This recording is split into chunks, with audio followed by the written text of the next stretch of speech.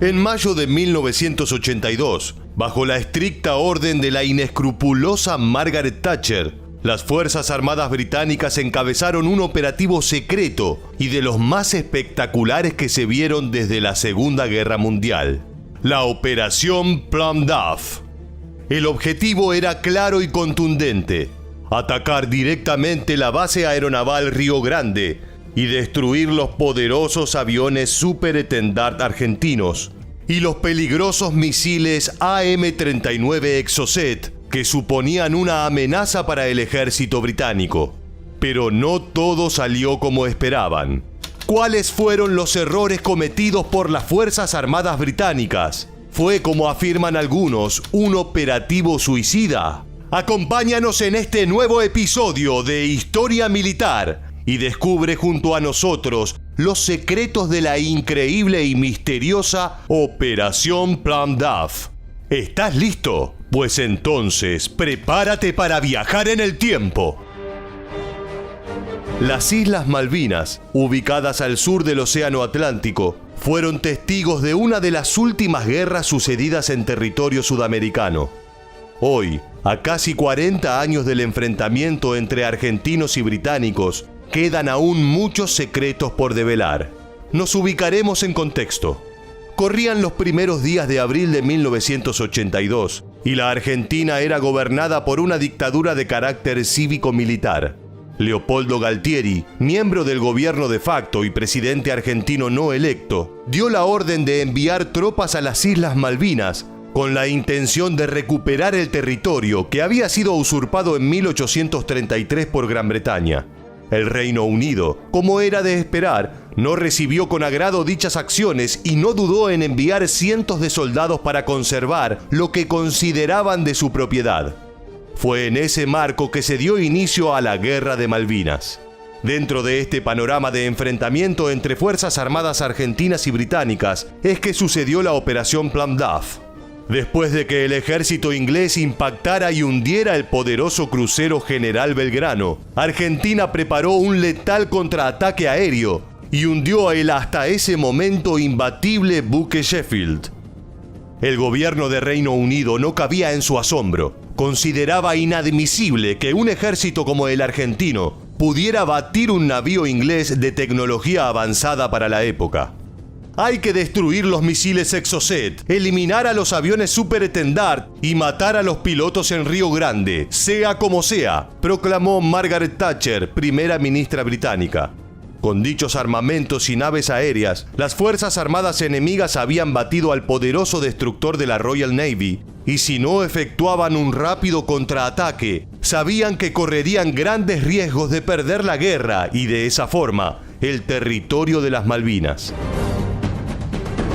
Ahora sí llegó el momento de repasar todo acerca del armamento argentino, tan temido por el gobierno y las Fuerzas Armadas británicas.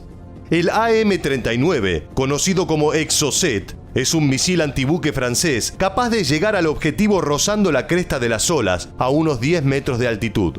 Tiene la fabulosa capacidad de descender hasta 3 metros o elevarse con rapidez y así evitar cualquier sistema antimisil y dar con el blanco desde arriba.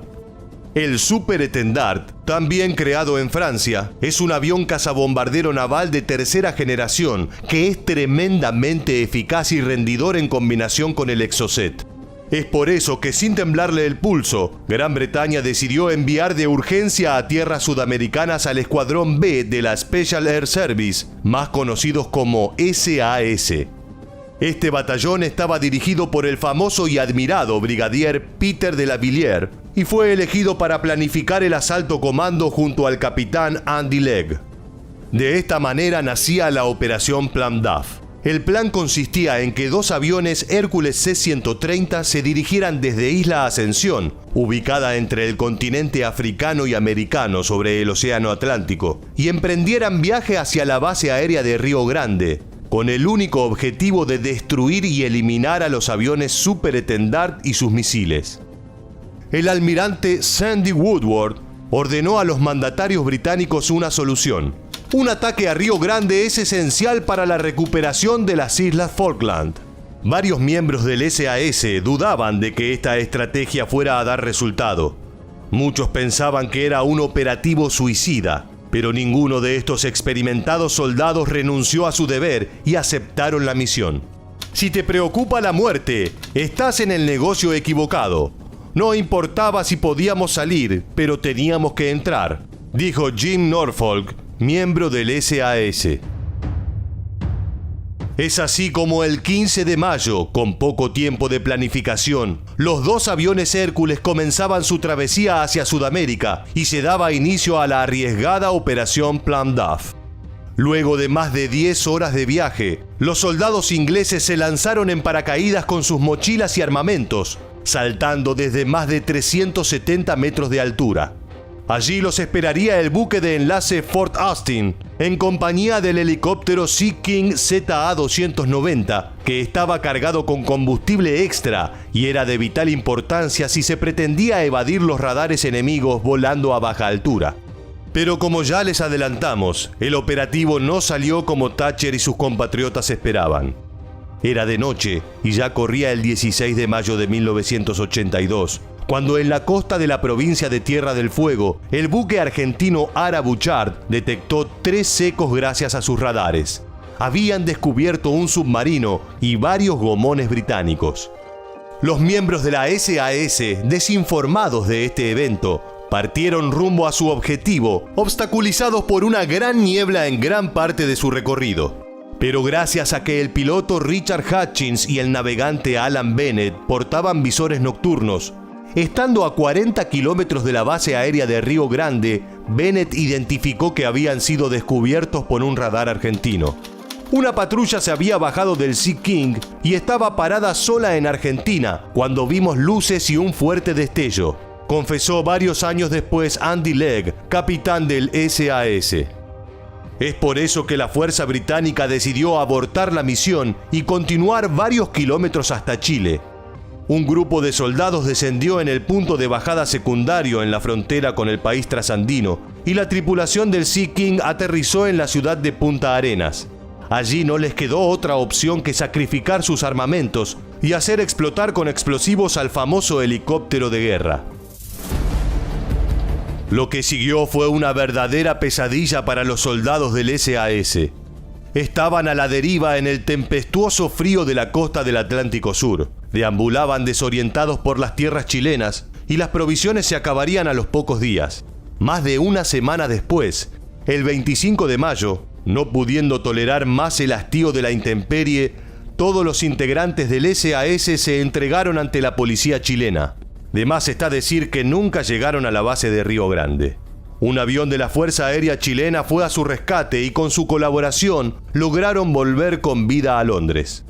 Luego de 36 años, Legg confesó que uno tendría que pensar que los hombres pueden caminar sobre el agua para creer que la Operación Plum Duff podía tener alguna posibilidad de éxito, al menos en base a la inteligencia con la que contábamos. Esta fue la historia de la Operación Plum Duff, una secreta y peligrosa misión que quedará para el olvido en el Reino Unido y de la que seguramente nunca logremos enterarnos de todo lo sucedido en semejante travesía y que en estos casi 40 años pocos valientes se animaron a contar. El Istmo de Darwin es una porción de terreno de las Islas Malvinas que conecta la parte sur con la parte norte de la llamada Isla Soledad. Dentro de esa extensión territorial solo hay 2 zonas urbanas, los pueblos de Darwin y Pradera del Ganso, el primero al norte y el segundo al sur. En medio del istmo existe una pista de aterrizaje estratégica utilizada para comunicaciones con la ciudad capital de Puerto Argentino o Puerto Stanley, y a lo largo del mismo, un camino que conecta toda la isla, incluso con el estrecho de San Carlos, en donde desembarcaron los marines y paracaidistas británicos el 21 de mayo de 1982. Teniendo en cuenta que al momento de la llegada de los ingleses, el ejército argentino disponía de una supuesta fuerte guarnición en esa región, salta a la vista la preocupación que esto causaba a los británicos. De hecho, aún sin estar en el camino hacia la capital, desde Gran Bretaña se decidió librar un poderoso ataque sobre Pradera del Ganso o Goose Green, más que nada como una demostración de fuerza y la necesidad de una rápida primera victoria en la Guerra de Malvinas. Y es que en esa pequeña península, los argentinos habían trazado su última línea de repliegue para defender la zona. Pero ¿cómo fue este primer gran combate entre ingleses y argentinos? ¿Y qué terminaría significando esta importante batalla para ambos bandos? Si quieres conocer la respuesta, quédate con nosotros y acompáñanos a revivir la batalla de Pradera del Ganso, el primer gran enfrentamiento de la Guerra de Malvinas. ¿Estás listo? Pues entonces, prepárate para viajar en el tiempo. La realidad es que luego del desembarco inglés en el estrecho de San Carlos el 21 de mayo de 1982, los bombardeos de la Fuerza Aérea Argentina les estaban produciendo importantes bajas, tanto en agua como en tierra.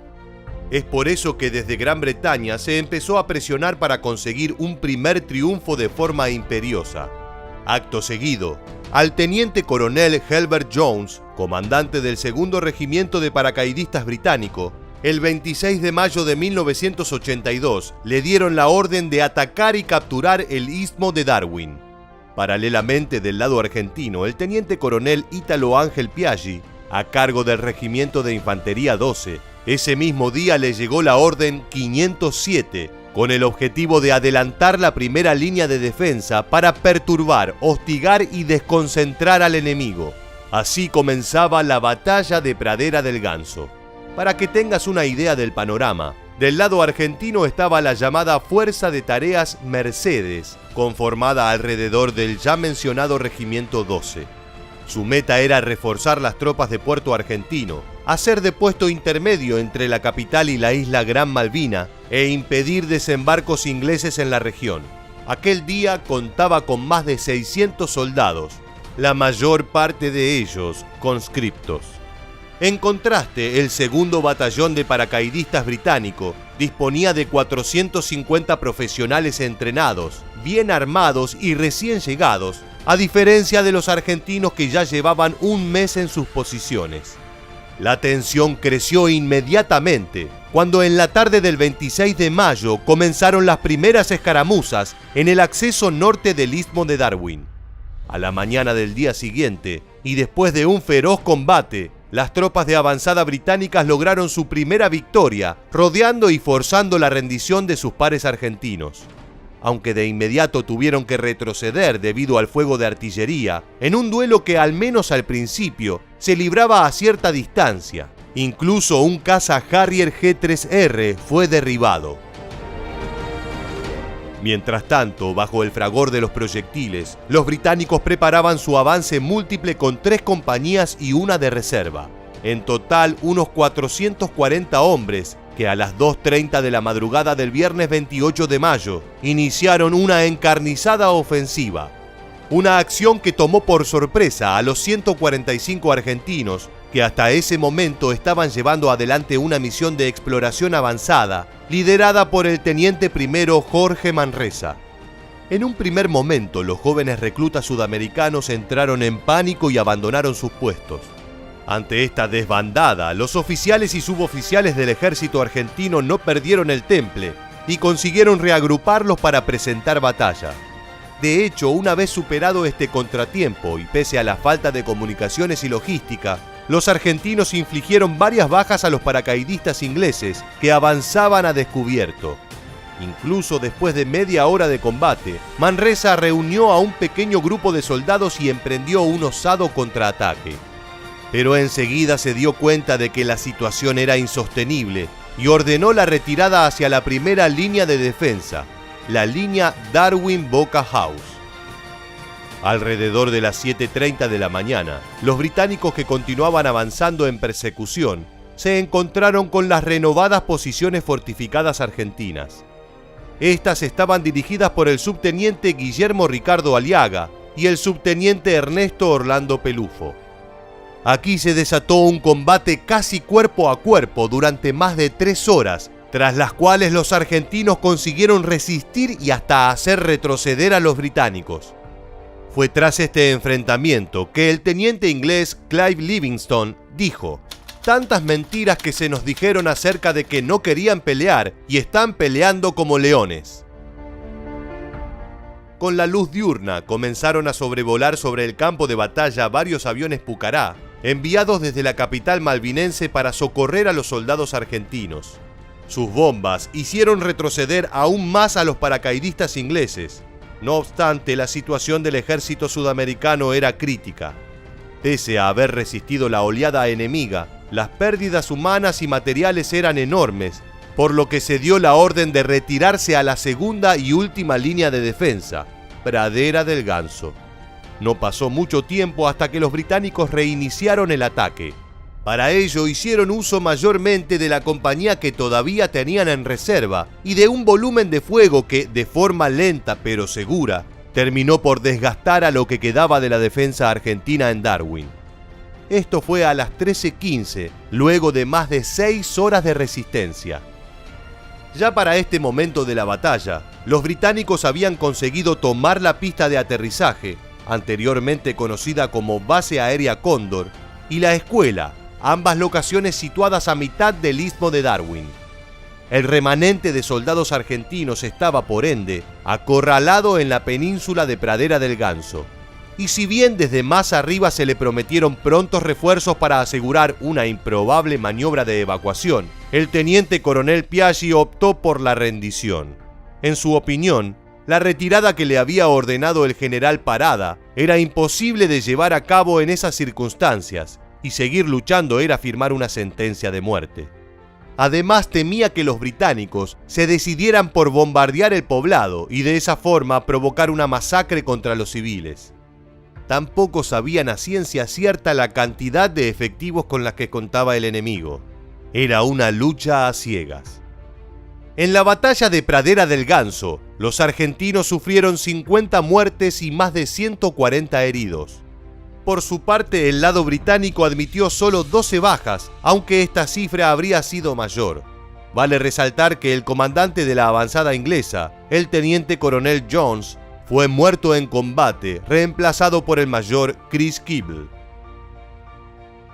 Este primer gran triunfo de Gran Bretaña en la Guerra de Malvinas significó un duro golpe para los argentinos y una revitalización moral para los ingleses. Asimismo, evidenció una falta de preparación estratégica y logística por parte del ejército argentino, y se tradujo también en el corte total de las comunicaciones entre Puerto Argentino y las tropas argentinas ubicadas en la isla Gran Malvina, algo que fue una enorme pérdida para sus esperanzas de revertir el conflicto. Los veía a los ingleses como querían subir para arriba, y nosotros estamos arriba. Y le dije al subteniente, que era subteniente de ese entonces, Esteban Amadril, y al sargento Tito Echeverría, le digo, váyanse porque tienen hijos ustedes, yo no. Me quedé solo. Isla Soledad, Malvinas Argentinas, año 1982. Una llanura fría y desolada. A lo lejos, el fuego ilumina momentáneamente las siluetas de jóvenes soldados que corren en medio de gritos y disparos. Allí, bajo el sonido ensordecedor de la metralla y las explosiones, un solo hombre se dispone a enfrentarse a un ejército. No es un soldado veterano ni alguien con experiencia en combate. Es Oscar Poltronieri, un conscripto argentino de apenas 19 años. Solo, sin más que su ametralladora y una convicción inquebrantable, Oscar se convertirá en el escudo de sus compañeros frente al ataque británico que buscaba acabar con su unidad.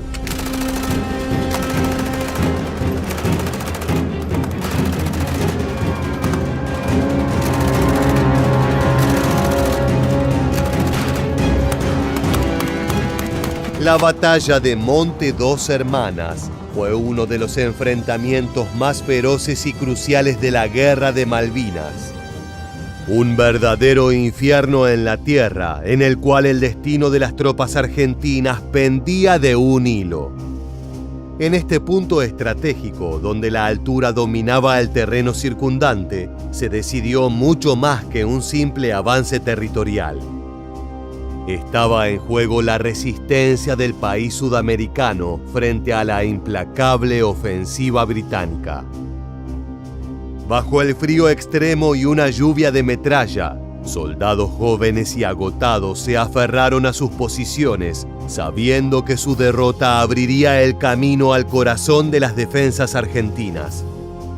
La tensión era insoportable, las explosiones iluminaban la oscuridad como relámpagos y el enemigo avanzaba como una imparable embestida.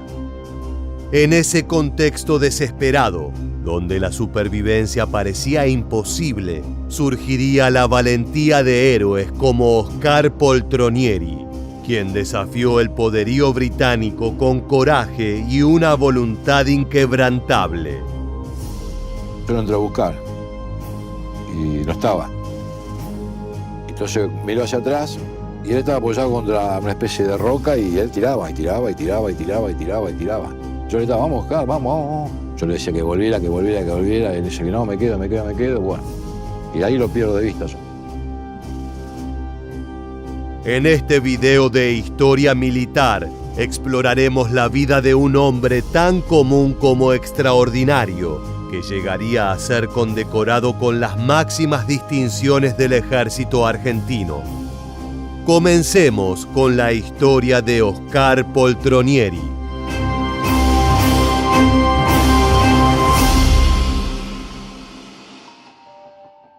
Nació y creció en Mercedes, Buenos Aires, en una familia modesta. La vida en el campo era difícil y desde niño aprendió a lidiar con el esfuerzo físico y las dificultades propias del ambiente rural. Los días de Oscar estaban marcados por el trabajo duro y las responsabilidades de ayudar en su hogar. Creció en contacto con la tierra, el ganado y el esfuerzo diario. Debido a su entorno se formó con un carácter fuerte y resiliente, cualidades que aunque él no lo sabía todavía, serían cruciales más adelante. A los 19 años, Oscar fue llamado al servicio militar obligatorio. Como tantos otros jóvenes, su deber como conscripto lo llevó a incorporarse al ejército. Sin mayores expectativas, pensó que su servicio implicaría una simple rutina de entrenamiento. Sin embargo, el destino tenía otros planes. El 2 de abril de 1982, Argentina tomó control de las Islas Malvinas, un territorio en disputa en el Atlántico Sur desde el siglo XIX. El país latinoamericano reivindicaba su soberanía sobre las islas, mientras que el Reino Unido, que las había administrado desde 1833, envió una poderosa fuerza militar para recuperarlas. Así, Poltronieri, junto con miles de jóvenes argentinos, fue enviado a un conflicto en uno de los puntos más remotos del mapa, cambiando su vida para siempre.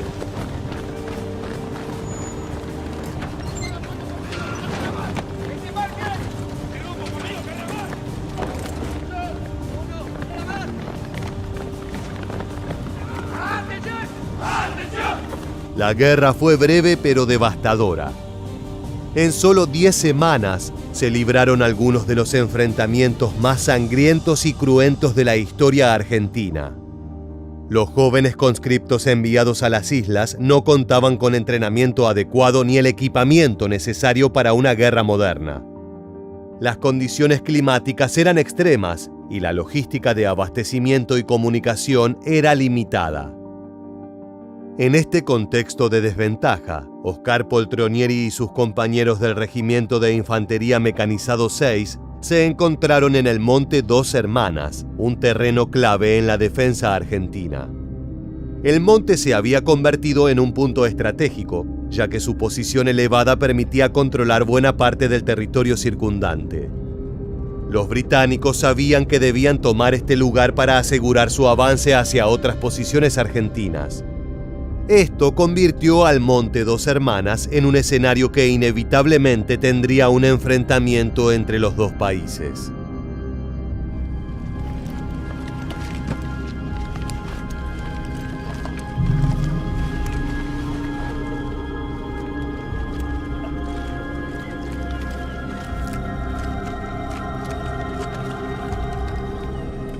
La batalla de Monte Dos Hermanas fue un episodio emblemático en la Guerra de Malvinas.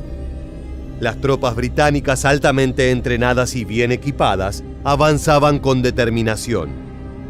A diferencia de los jóvenes argentinos, que contaban con recursos limitados, los soldados británicos llevaban consigo armas de última generación, además de contar con un liderazgo experimentado en combate. La diferencia entre las dos fuerzas era evidente, tanto en armamento como en preparación. Los soldados argentinos, en su mayoría jóvenes inexpertos, enfrentaban una situación desesperante y el clima extremo de las islas solo agravaba su situación. Y cuando miro, veo que estaba en medio del bombardeo, entre las rocas estaban los ojitos de mis soldados, se veía con las bengalas la parte blanca de sus ojos, todos mirándome a mí esperando órdenes. Y lo más conmovedor es que había un momento para irse, era ese. Yo no iba a contar a los soldados que subían conmigo, yo iba a decir seguirme y que me sigan. En medio de este escenario hostil, Poltronieri y sus compañeros recibieron la orden de resistir. La estrategia era clara: mantener la posición el mayor tiempo posible para ralentizar el avance británico. Los disparos y explosiones comenzaron a llenar el aire y la oscuridad de la noche se iluminaba intermitentemente por los destellos de las explosiones. El ruido de la batalla era ensordecedor. Los soldados argentinos, mal armados y agotados por las horas de tensión, hacían lo posible por resistir, pero el avance del enemigo era imparable. En ese momento crítico, cuando todo parecía perdido y los disparos resonaban como truenos en la fría noche malvinense, Poltronieri tomó una decisión que cambiaría el curso de los acontecimientos de una manera tan inesperada como valiente. Su unidad, desbordada por el avance británico, se retiraba con cada segundo que pasaba. La orden era clara: retroceder antes de que la línea de defensa se desmoronara.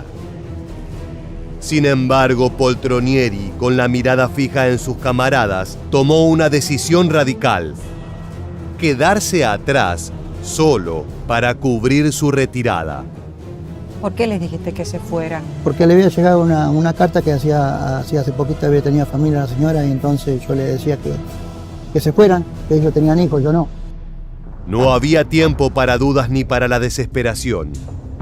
En medio de la oscuridad, entre el silbido de las balas y el eco de las explosiones, Oscar sostuvo con fuerza su ametralladora y asumió la tarea de resistir.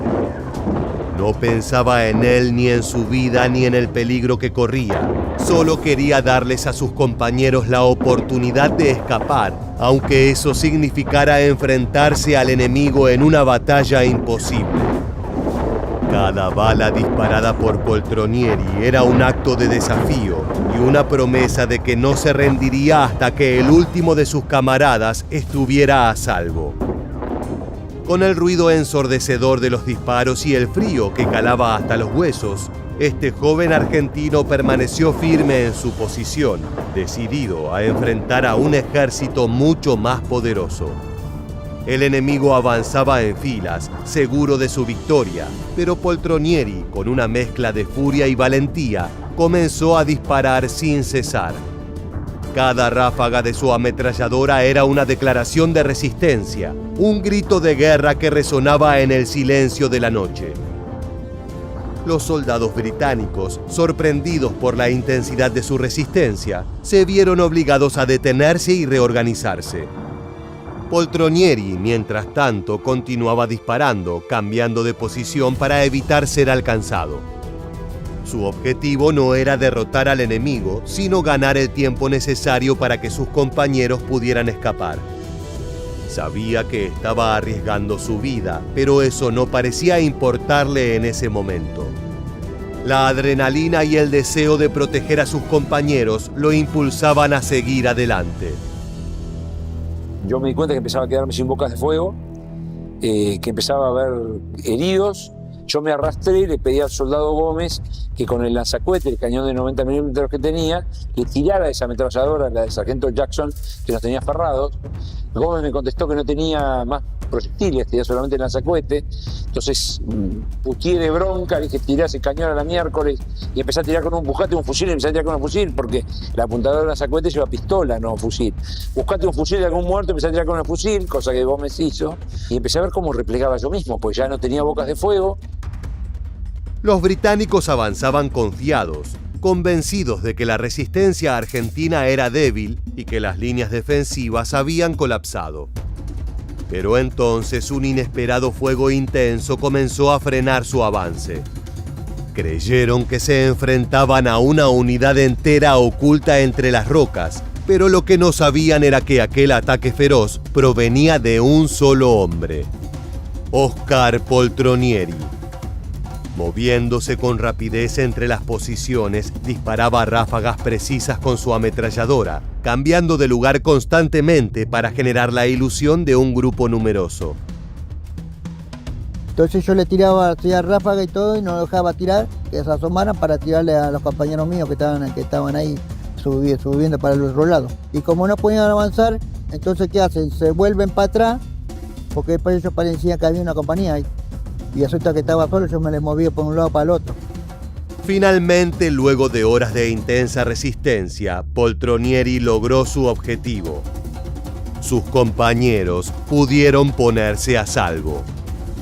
Exhausto, con el cuerpo agotado y las manos temblorosas, Oscar también se retiró, dejando atrás el monte que había defendido con su vida. La batalla en Monte Dos Hermanas había dejado una huella profunda en todos los que participaron en ella, pero Poltronieri había hecho algo excepcional.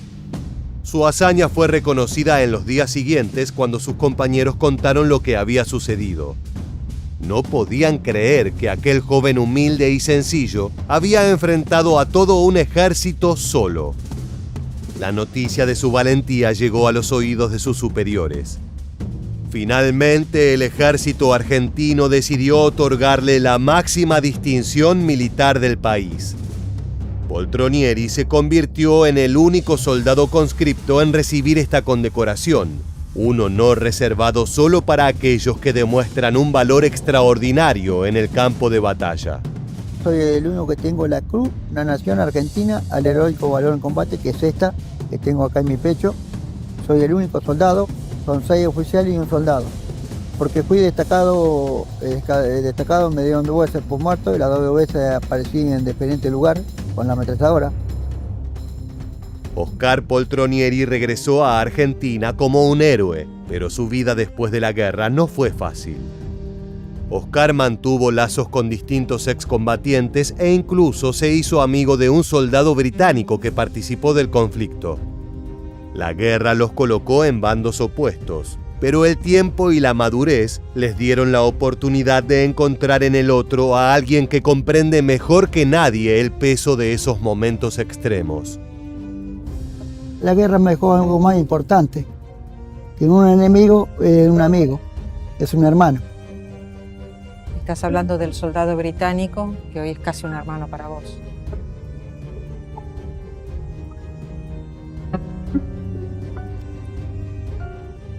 Como muchos veteranos, Poltronieri enfrentó dificultades para adaptarse a la vida civil y fue testigo del olvido al que fueron sometidos muchos de sus compañeros. La guerra le dejó cicatrices, tanto físicas como emocionales, que lo acompañarían por el resto de su vida. A pesar de esto, Oscar nunca se consideró un héroe. Para él, lo que hizo en Monte Dos Hermanas fue simplemente cumplir con su deber y proteger a sus compañeros. Eso es lo que me dejó la guerra, mejor dicho. Contame cómo está Malvinas en tu corazón. Sé que Malvinas es un sentimiento para mí.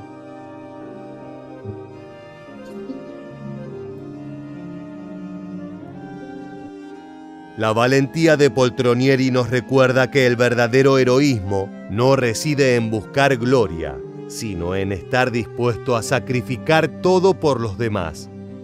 Su acto de valor es un ejemplo de entrega y compromiso que inspira a generaciones enteras de argentinos y de personas en todo el mundo.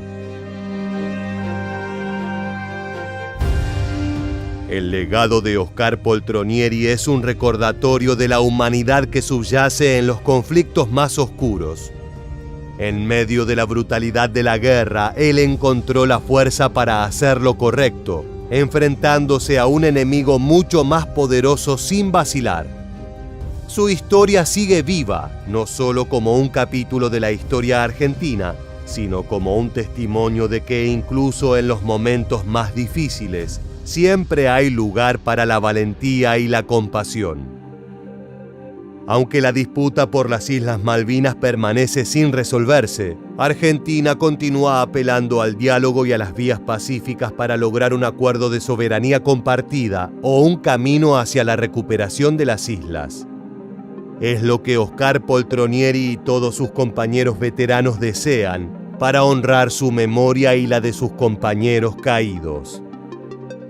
Ahora sí, luego de conocer la increíble vida de este héroe de la Guerra de Malvinas, ha llegado el momento de despedirnos. Muchas gracias por habernos acompañado hasta el final. Te esperamos para volver a encontrarnos en nuestro próximo video de Historia Militar.